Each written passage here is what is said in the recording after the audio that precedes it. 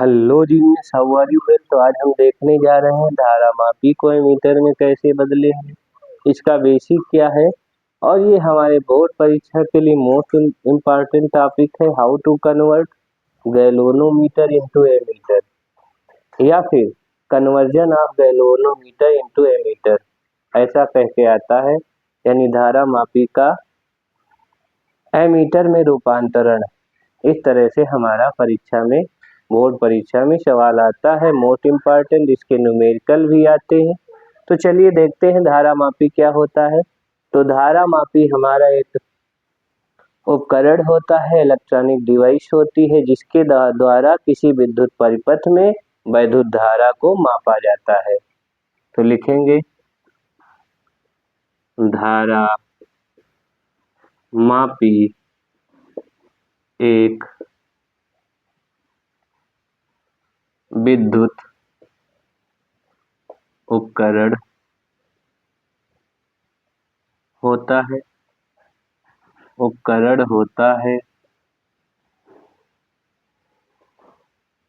जिसके द्वारा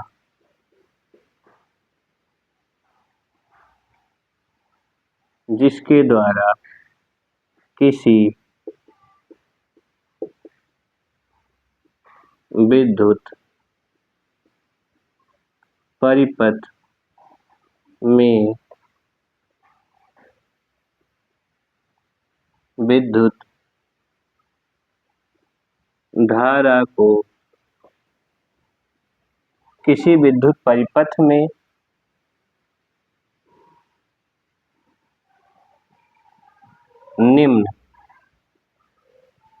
निम्न कोटि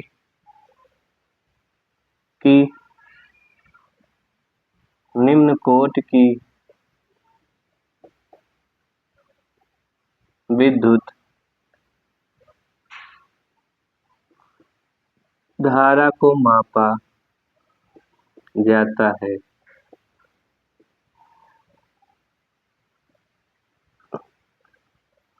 जहां पर धारा मापनी होती है विद्युत परिपथ में, इसे श्रेणी क्रम में जोड़ते हैं। लिख लेंगे जिस परिपथ में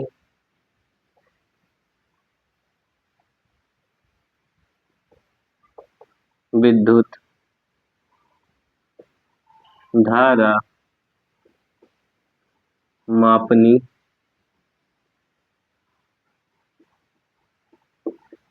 होती है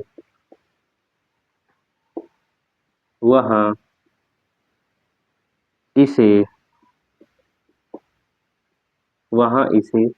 परिपथ से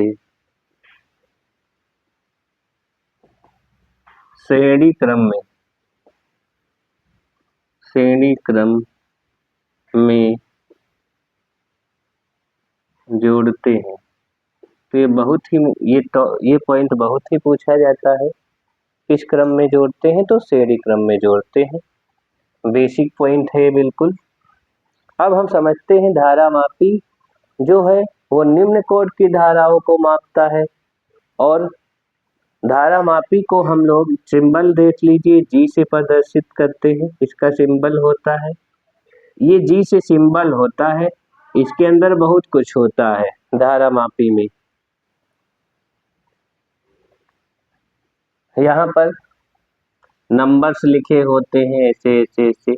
इसमें एक नीडल लगी होती है, वो जिस नंबर पे मान लो जाएगी तो उतनी मिली एम्पियर या एम्पियर की जो भी परास वाला होगा, गैल्वेनोमीटर होगा तो मिली एम्पियर छोटी धाराओं को मापेगा। एमीटर होगा तो उसमें ए लिखा होगा आपका इस तरह से, और गैल्वेनोमीटर होगा तो जी लिखा होगा। इसी से हम इसको पहचानते हैं। अब यहाँ पर ये निडिल जिस ही नंबर पर रुकेगी वो रीडिंग इसकी होगी। अब यहाँ हम ये समझना चाहते हैं किसी भी विद्युत परिपथ में जो धारा एक मापेगा क्या एग्जैक्ट सही बताएगा या गलत बताएगा, ये सारी चीजें हम जानेंगे। मान लो ये विद्युत परिपथ है हमारा, और इसमें हम कोई बल्ब जोड़ देते हैं। मान लो कोई बल्ब हमने जोड़ दिया इस तरह से, और बल्ब का अपना प्रतिरोध मान लेते हैं 3 ओम है। इसका अपना प्रतिरोध R बराबर 3 ओम है। इस तरह से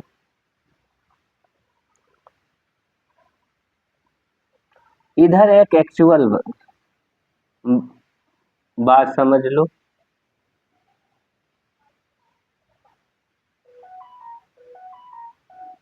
मान लो हमें पहले से पता है कि इसमें हमने 12 वोल्ट की बैटरी लगाई है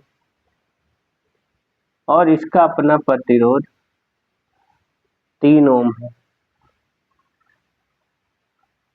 तो जो धारा होगी ओम के नियम से आप सभी देख लो, V बराबर आई आर। तो I बराबर क्या हो जाएगी, B बाई आर। B का मान 12 है, R का मान 3 है। तो धारा ये आनी चाहिए 4 एम्पीयर की। जो विद्युत धारा है ये 4 एम्पीयर की होनी चाहिए। तो यहाँ पर ये 4 एम्पीयर की विद्युत धारा एक्चुअली में है, लेकिन जैसे ही हम धारा मापी जोड़ते हम शॉक हो जाते हैं कि ये 4 एम्पीयर नहीं है, 3 एम्पीयर की है या 3.5 एम्पीयर की है, ऐसा ये बताता है। तो अभी हम देखते हैं, अगर इसको हम श्रेणी क्रम में जानते हैं कि किसी भी बैटरी को श्रेणी क्रम में हम जोड़ेंगे तो उसमें जो है इफेक्टिव प्रतिरोध बढ़ जाएगा। क्यों? क्योंकि इसका भी तो अपना प्रतिरोध है जी, कुछ ना कुछ तो होगा।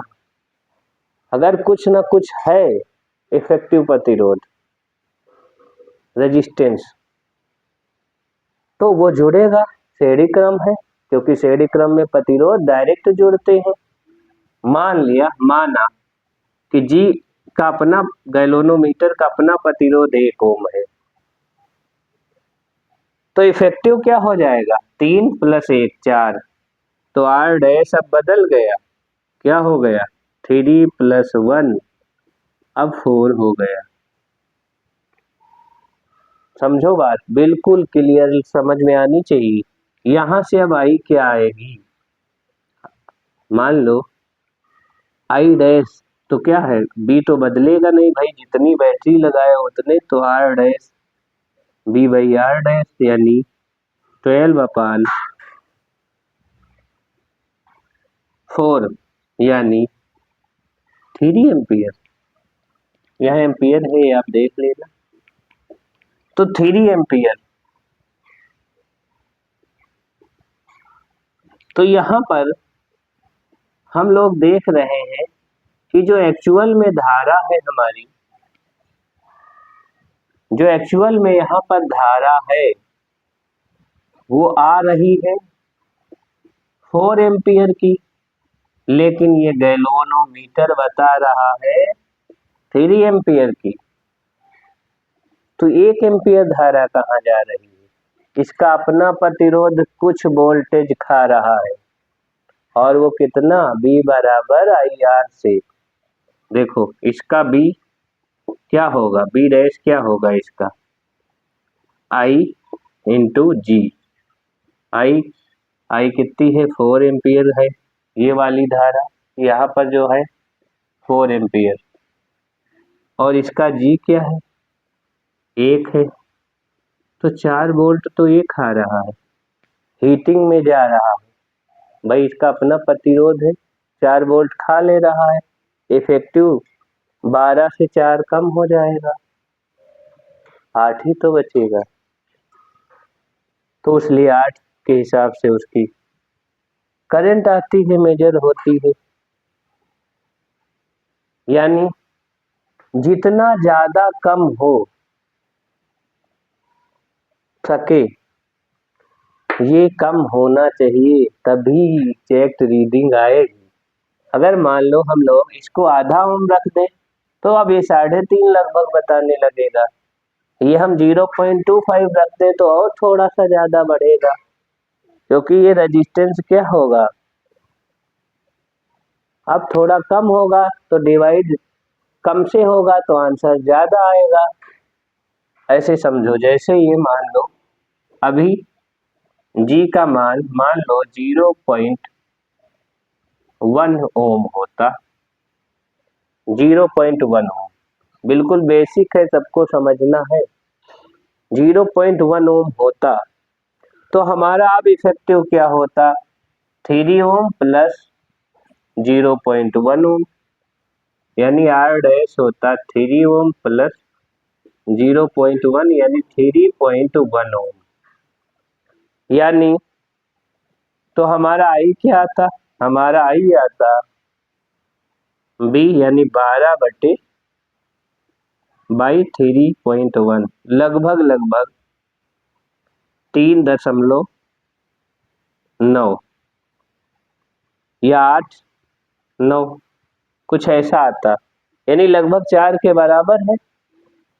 यानी जैसे जैसे हम प्रतिरोध को, कौन सा प्रतिरोध को, धारा मापी के प्रतिरोध को कम कर रहे हैं, हमारी धारा का जो मेजरमेंट है वो सही हो रहा है। क्यों, पहले 3 एम्पियर बताई थी जब 1 ओम था धारा मापी का अपना प्रतिरोध, 1 ओम से आधा ओम करेंगे तो 3.5 ओम बताने लगी।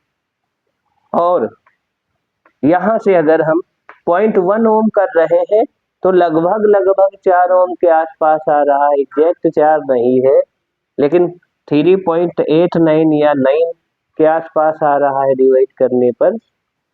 तो यहां से एक नोट पॉइंट निकल के आता है, और वो नोट पॉइंट क्या है कि जितना ज्यादा हो सके धारा मापी का अपना प्रतिरोध निम्न होना चाहिए। यहाँ पर ये नोट पॉइंट है, जितना ज्यादा हो सके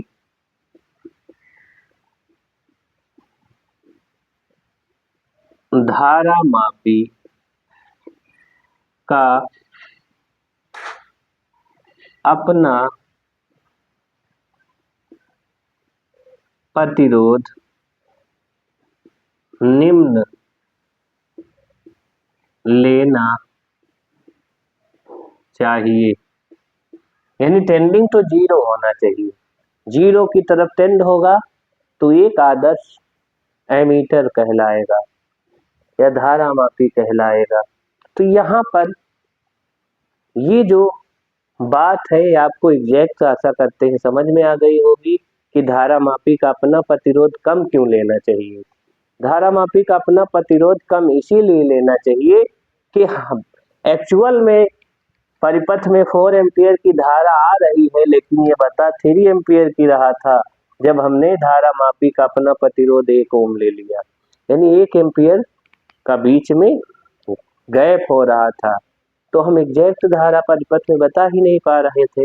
लेकिन जैसे जैसे हमने देखा कि धारा मापी का प्रतिरोध हम कम करने लगे तो धारा एक्यूरेट की ओर बढ़ने लगी, क्योंकि डिवाइड कम से हुआ तो आंसर ज्यादा आने लगा। यानी हमारा धारा क्या उधर बढ़ने लगी, रियल धारा की तरफ, जो एक्चुअल में धारा थी, लेकिन बता कुछ और रहा था। तो ये बात आपको समझ में आ गई होगी। अब हम देखेंगे धारा मापी को एमीटर में कैसे बदलते हैं, तो ये आप नोट कर लीजिए।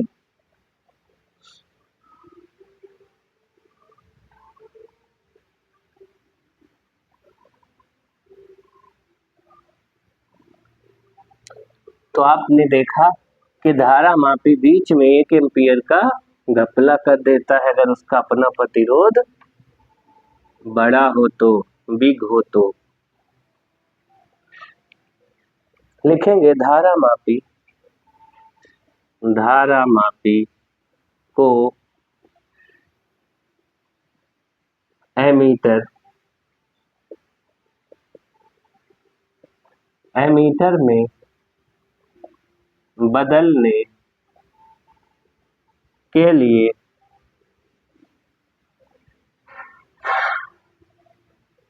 धारा मापी के साथ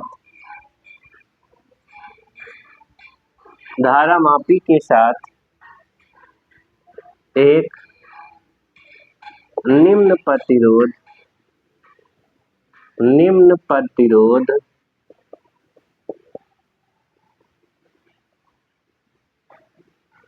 ब्रैकेट में शंट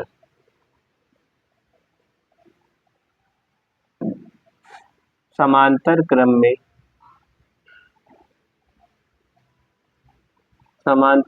में जोड़ देते हैं। इस प्रकार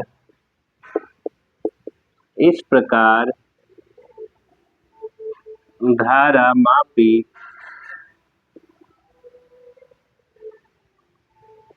एमीटर में बदल जाता है। तो ये हमारे पास मान लो कोई धारामापी है, इसको जी से प्रदर्शित करते हैं, पहले भी बता चुके हैं। अब इसके अपने साथ कोई निम्न प्रतिरोध शंट समांतर क्रम में हमने जोड़ दिया अब ये जो धारा होती है हुआ है एक्चुअल में क्या, क्योंकि हम जानते हैं जो समांतर क्रम होता है वहां क्या होता है, विभवांतर नहीं बदलता है। तो ज्यादा रेशियो में धारा इधर से चली जाती है, कम रेशियो में उधर से आती है, तो उसका ओवरऑल जो रेशियो होता है उसी के अनुसार से इसकी रेंज बढ़ जाती है। यानी इधर मान लेते हैं धारामापी में धारा गई आई जी, यहाँ से नेट धारा आई, तो इधर क्या गई आई माइनस आई जी। भाई मान लो इधर आई 10 मिली एम्पियर, यहाँ 1 एम्पियर आई, तो इधर 1 माइनस 10 मिली एम्पियर चली गई होगी। या ऐसे नॉर्मली इधर से मान लो 10 एम्पियर आई, इधर 1 एम्पियर गई, इधर 9 एम्पियर गई होगी। यानी शंट का अपना प्रतिरोध इसीलिए निम्न लेते, प्रतिरोध मतलब रुकावट, यानी धारा को इधर रुकावट ना होगी तो वो मार्ग आप भी अपनाते हो ना, आपको जहां पर ज्यादा सुविधा होती वो रास्ता जाना चाहते हो। ऐसा तो है नहीं कि हमने कोई जंगल का रास्ता अपना लिया और उधर हमें बहुत डर लगता है ऐसा। तो ये वाले रास्ता वैसे करंट भी अपनाती है, जहां कम प्रतिरोध होगा उधर ज्यादा से ज्यादा करंट जाना चाहती है, और जिधर अधिक प्रतिरोध होगा उधर कम जाना चाहती है। ये इसका नेचर है। तो यहाँ पर हम लिखेंगे चूंकि हम जानते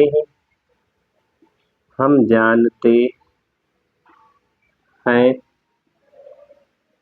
समांतर क्रम में विभवांतर नहीं बदलता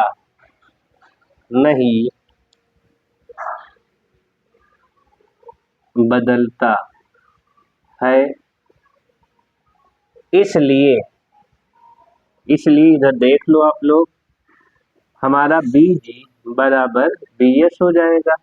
अब ओम के नियम से लगा, BG मतलब इसके क्रॉस यहाँ और यहाँ के क्रॉस जो वोल्टेज है और यहाँ शंट के क्रॉस जो वोल्टेज है वो सेम ही तो रहेगा। समांतर क्रम आप देख रहे हो, ये और ये प्रतिरोध समांतर क्रम में जुड़े हैं, तो BG IR होगा। I क्या है, IG है, जो धारा मापी में धारा जा रही है, क्या जा रही है IG, और धारा मापी का अपना प्रतिरोध G है।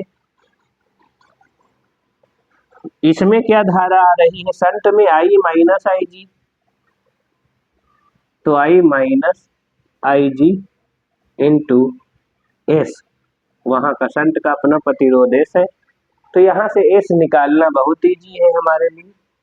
तो S बराबर IG upon I minus IG into G, most important formula, जिससे हम ओम बहुत सारे आंसर निकालेंगे इजीली।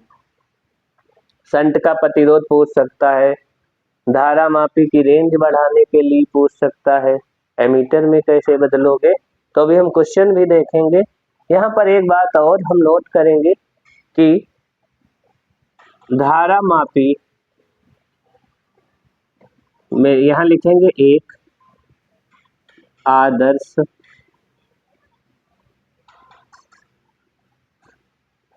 धारामापी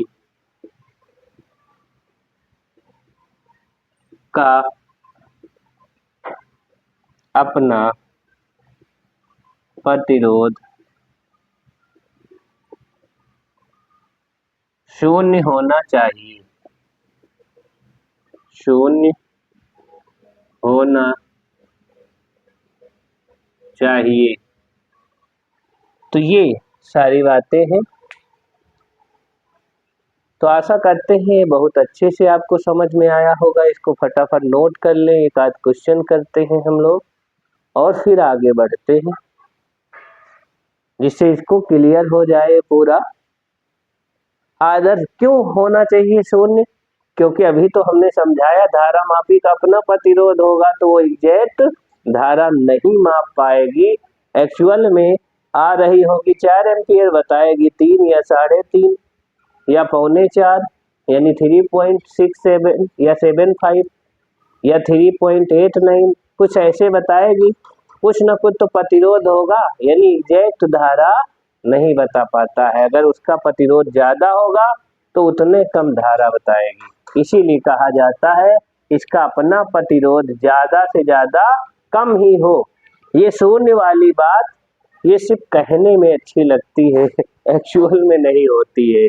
ये आदर्श एमीटर ऐसा आदर्श धारामापी ऐसा कुछ होता नहीं है। अब यहाँ पर धारामापी नहीं या एमीटर लगा लो, एमीटर आदर्श एमीटर का,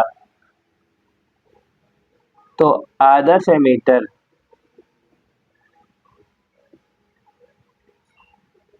या धारामापी भी कह सकते हो। ये जो सिस्टम है हमारा, ये dot dot dot dot dot dot dot ये वाला सिस्टम यही एमीटर है। आप याद रखिएगा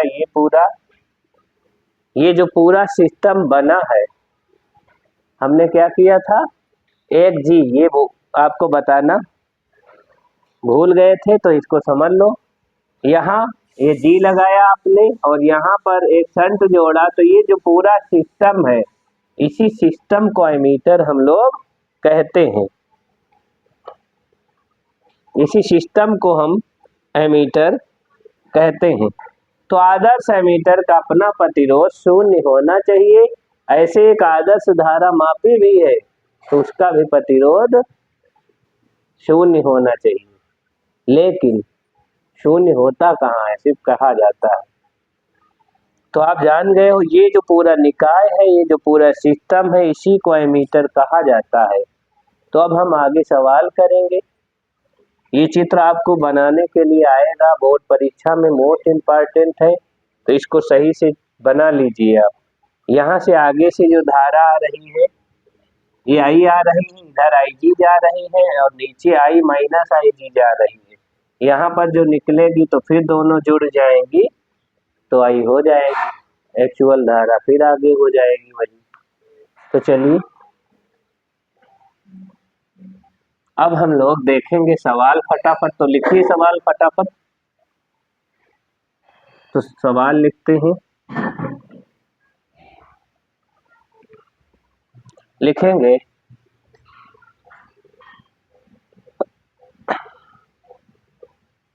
किसी धारामापी का अपना प्रतिरोध 10 ओम है,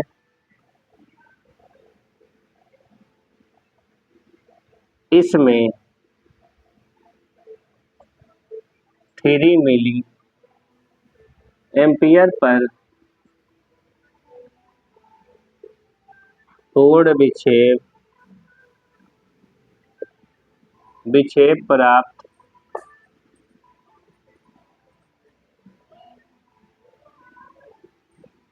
होता है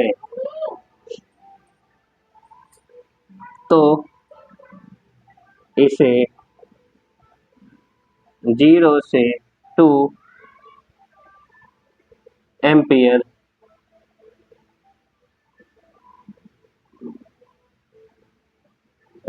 वाले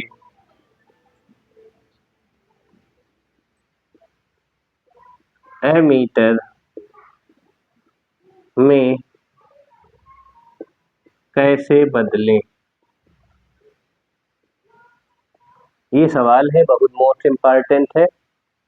तो हमें क्या क्या दिया है फटाफट लिख लेते हैं। जी बराबर 10 ओम है और IG यानी जो धारा मापी की धारा है 3 मिली एम्पियर को एम्पियर में बदलो। 3 इंटू 10 टू पावर -3 एम्पियर कहोगे। आई की वैल्यू कितनी करनी है, ये 2 एम्पियर की धारा को माप पाए, तो ये 2 एम्पियर दी है।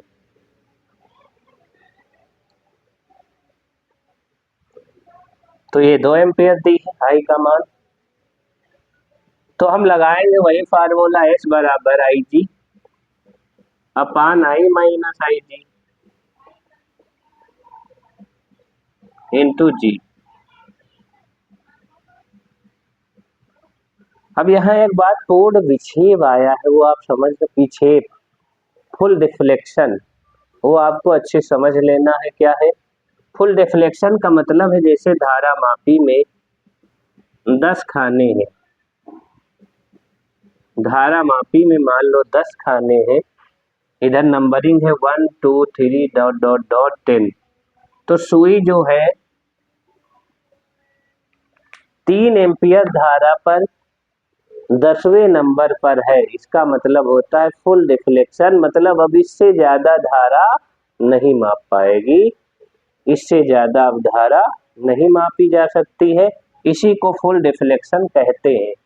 तो जब भी पूर्ण विक्षेप दिया होगा तभी हम लगा पाएंगे, रेशियो दिया होगा तो बनाना पड़ेगा कि उसमें 10 खाने हैं, 20 खाने हैं और एक खाने का रिफ्लेक्शन इतने हैं, तो आपको खुद निकालना पड़ेगा।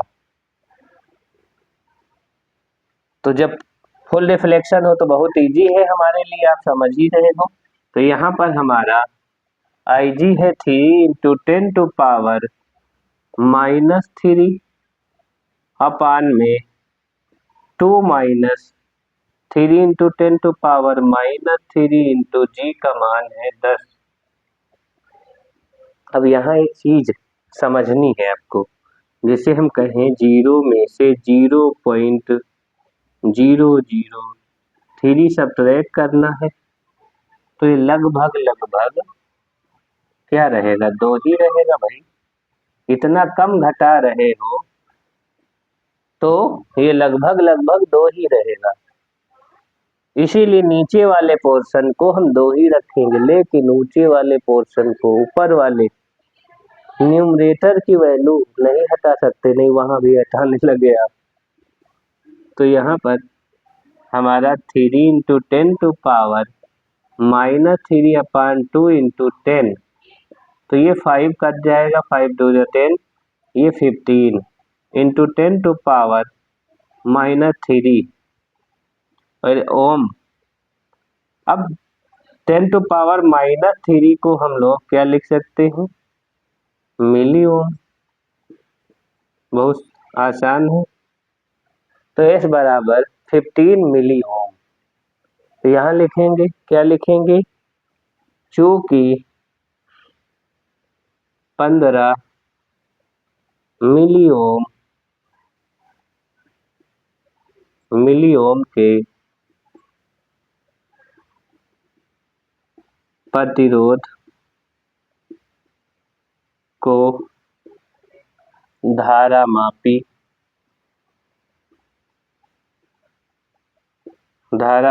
के साथ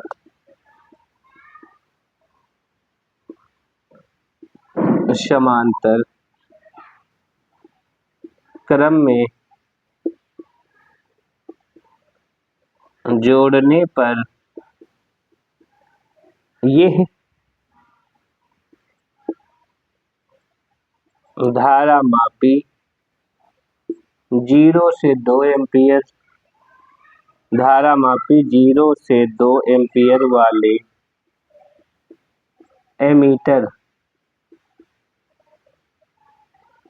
एमीटर में बदल जाएगा।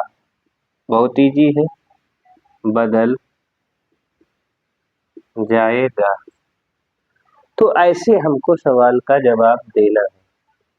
आशा करते हैं आपको बहुत अच्छे से सवाल समझ में आया होगा, क्योंकि ये क्वेश्चन भी हमारा आता है। आगे हम अगला क्वेश्चन करेंगे, फटाफट इसको आप नोट करिए, फिर अगला क्वेश्चन भी एक आध कर लेते हैं हम। तो चलिए अगला क्वेश्चन क्या है।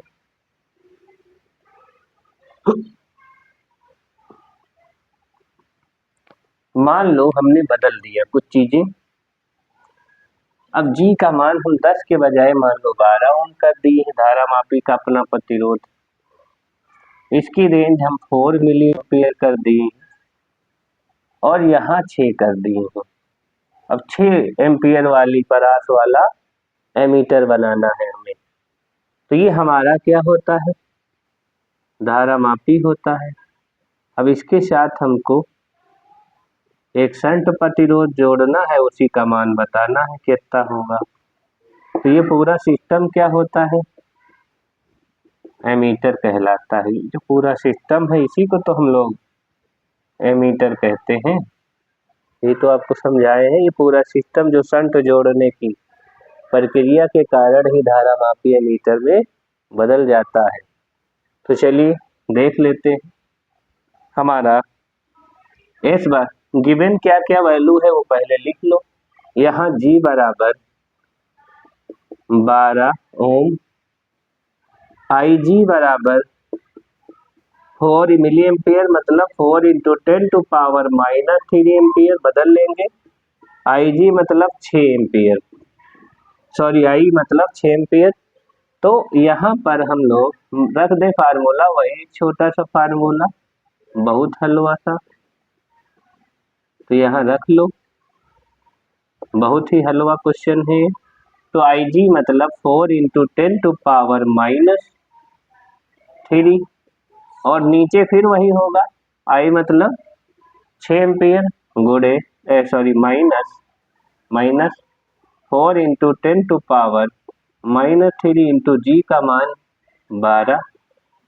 अब यहाँ नीचे हर में, यहाँ पर भी डिनोमिनेटर में, यहाँ पर भी हम नेग्लेक्ट कर देंगे। क्यों कर देंगे, वही चीज भाई, हम 6 में सब्ट्रैक्ट कर रहे हैं 0.004 को, तो हमारा नियर अबाउट 6 ही रहेगा, इतना कम घटा रहे हैं, इसलिए इसको छोड़ देते हैं। लेकिन इसकी वैल्यू ज्यादा हो तो नहीं छोड़ते हैं, याद रखिएगा।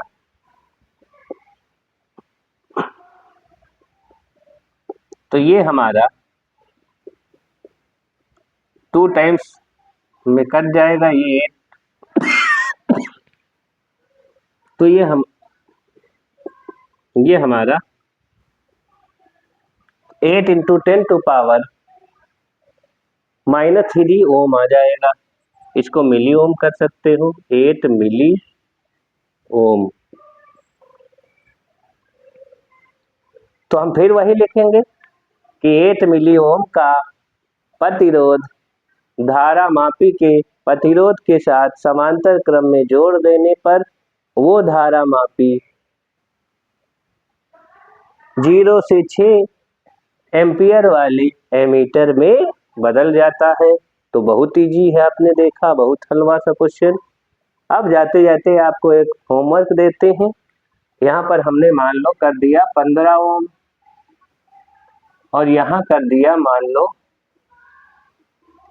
6 मिली एम्पियर और यहाँ हमने कर दिया 4 मिली एम्पियर।